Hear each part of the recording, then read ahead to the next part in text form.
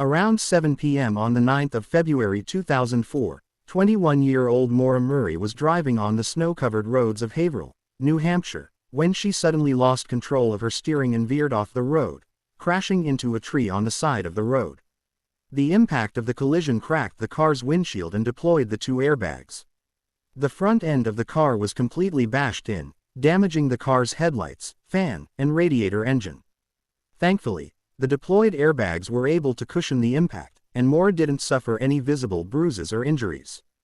However, the car would not start by itself and needed to be hauled. But this wasn't a major highway, and because of the freezing temperatures, very few cars were on the road. For over 20 minutes, Maura was alone in her car. One or two cars would occasionally speed by, but none stopped to help. It took a while before a school bus driver finally stopped to help her, but surprisingly, Maura refused and told the man she had already contacted AAA, prompting the man to go his way. However, this would turn out to be untrue, as AAA has no records of Maura calling for assistance. By the time the police arrived at the scene after the bus driver called to report the accident, Maura had disappeared. Her car and belongings were still at the scene, but Maura herself had somehow vanished into the cold night with no footprints or notes about her whereabouts. At first, the police didn't suspect any foul play and assumed this was just another missing person case, but as the days rolled into weeks, they started to uncover multiple truths that made Maura's disappearance even more mysterious. A few days before her disappearance, Maura, a nursing student at the University of Massachusetts Amherst, had been exhibiting signs of distress and depression, according to her friends and roommates. In addition to this, she made a phone call inquiry about renting a condo in a resort in Bartlett, New Hampshire. That afternoon, she sent her boyfriend a voice message reminding him of how much she loved him and promising to talk to him later. She also emailed her professors and supervisors at the nursing school, informing them that she was taking a week off due to the death of a family member.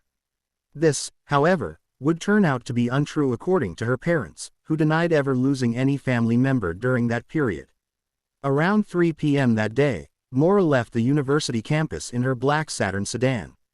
After driving for about 40 minutes, she stopped by an ATM to withdraw $280. Footage from the surveillance camera indicated that she was alone and was not showing any signs of distress from an external force. After withdrawing the cash, she was seen walking into a liquor store nearby, where she bought vodka, beer, and a box of wine, all costing about $40. From the footage, she was all alone and seemed to be in high spirits as she made her purchase. Whether the drinks were bought for her personal consumption or meant to be shared is not clear. After about 20 minutes of shopping, Maura exited the store and drove out of town, heading north, presumably towards the resort in New Hampshire. There was snow on the ground, and the weather was slightly above freezing, but it was nothing she couldn't handle. Apart from the moon and the car's headlights, there were no street lamps illuminating the road, and the entire stretch of the road was pitch black. Around 7 p.m. that evening, a resident of Woodville heard a loud crash outside her house. Through her window, she saw that a black car had swerved off the road into a sharp bend opposite her home. Upon seeing this, the woman immediately called the sheriff's department at around 7:27 p.m. to report the accident. The crash site was a rural part of Woodsville, and there weren't many houses nearby. While speaking with the dispatch officer that night, the woman claimed to have seen a man smoking a cigarette in the car, but during later interviews, she changed her statement, claiming that the cigarette light she thought she saw was actually the illumination from a cell phone. Apart from her, another neighbor driving past the road saw the accident. The man, Arthur, was a school bus driver. According to him, he was heading back home when he saw the crashed car and a young lady walking around the vehicle.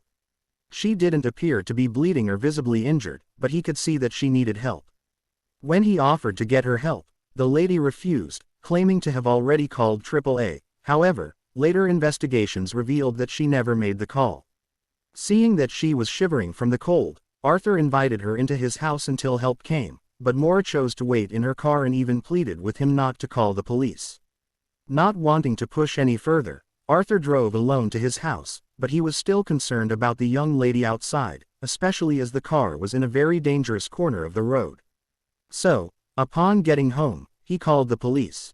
By the time the police arrived at the scene 10 minutes after Arthur's call, Maura had disappeared. The car was locked, and there was no one inside or around it. The officer noticed splashes of red stain in the car and even on the frozen snow outside. This would later be confirmed to be from the bottles of wine she bought earlier that day. They had broken on impact and spilled all over the car seat at the back. Some of the other things they found in her car were her AAA card, her gloves, makeup, diamond jewelry, and driving directions to Burlington, where the resort was located. Everything seemed to be in place except for Maura, her cell phone, and her credit and debit cards. The skid marks from the tires were visible in the snow, and so were what was presumed to be Maura's footprints, but the footprints stopped around her car. There were none along the road to suggest that she walked in any direction. Before 9 p.m., more policemen and emergency responders arrived at the scene, knocking on a few houses nearby and asking questions about the incident. Their first assumption was that she had gotten tired of waiting and decided to go find help herself. This seemed possible, however, there were no footprints to suggest that. Before they left, the policemen drove around the area, hoping to catch sight of her, but they found nothing. They couldn't launch an immediate search until she was confirmed to be missing after 24 hours. The next day, a "be on the lookout" alert was issued for Maura. She was described as wearing a black coat, jeans, and backpack. By this time, her family had been contacted, but all efforts to reach her cell phone remained unsuccessful. By 5 p.m. that evening, Laura was officially declared missing. More policemen arrived at the crash site, and a sniffer dog was given Maura's gloves to track her scent. The dog was able to follow Maura's scent up to about 100 yards east of where the vehicle was, giving the police the impression that she might have left the area in another car. Her dorm room on the university campus was also searched, and they discovered that she had packed most of her belongings into boxes. Even the art frames had been removed from the walls. It was as if she was planning to move out of the room. By evening, the police were convinced that Maura's disappearance was self-orchestrated to either run away or attempt suicide. Her family, however, believed that this was unlikely. For the next few days, the search for Maura continued. The police conducted multiple ground and air searches using helicopters with thermal imaging cameras, tracking dogs, and even cadaver dogs to trace her scent, but nothing was found. By the end of February, the police had combed the entire area without much success.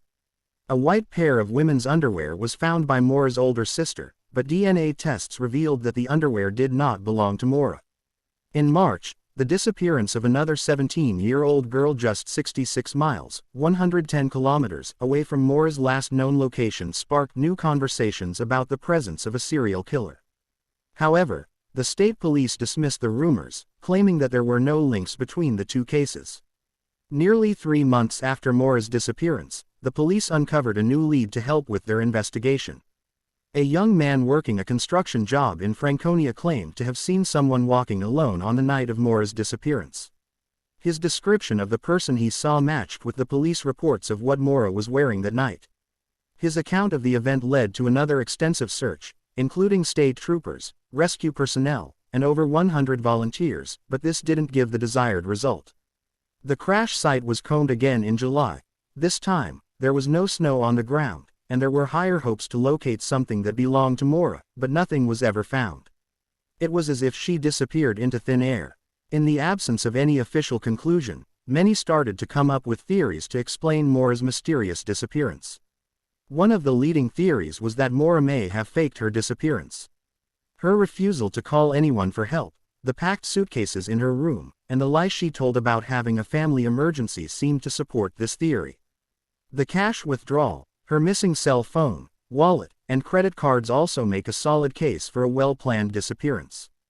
Although this seems quite possible, Maura's family have absolutely rejected this theory, claiming that Maura was very family-oriented and would never do something like that. It also didn't make sense that she would crash her car in the middle of nowhere before running away. Besides, there have been no records of activity on her cell phone or credit cards since her disappearance. Another theory that seemed to hold water was that she hit her head on impact after the accident. And even though she looked fine to the bus driver, she was very much disoriented and had wandered into the woods probably to keep warm from the cold. However, this theory is also faulty because the entire area was combed multiple times using infrared cameras and cadaver dogs, yet nothing was found. Many believe Maura was abducted by a serial killer who happened to be at the scene shortly after the bus driver left and just before the police arrived. She had possibly locked her car door and was waiting along the road when she was abducted. This would explain why the sniffing dogs lost track of her scent on the road. There is also the belief that Maura may have planned to disappear that night but had unfortunately gotten into an accident and fell into the hands of a serial killer who abducted her on the spot. Since her disappearance in 2004, there have been several individual and combined searches by the police, private investigators hired by her family, and even local volunteers hoping to put an end to the mystery, but nothing has been found. In 2007, the Home Office put up a $75,000 reward for anyone with credible information about Maura's disappearance, but none of those who have come forward have helped with the case. Maura's family has since stayed active on different social media platforms with hopes to keep the conversation about her disappearance alive and also to get information that would finally help solve the case.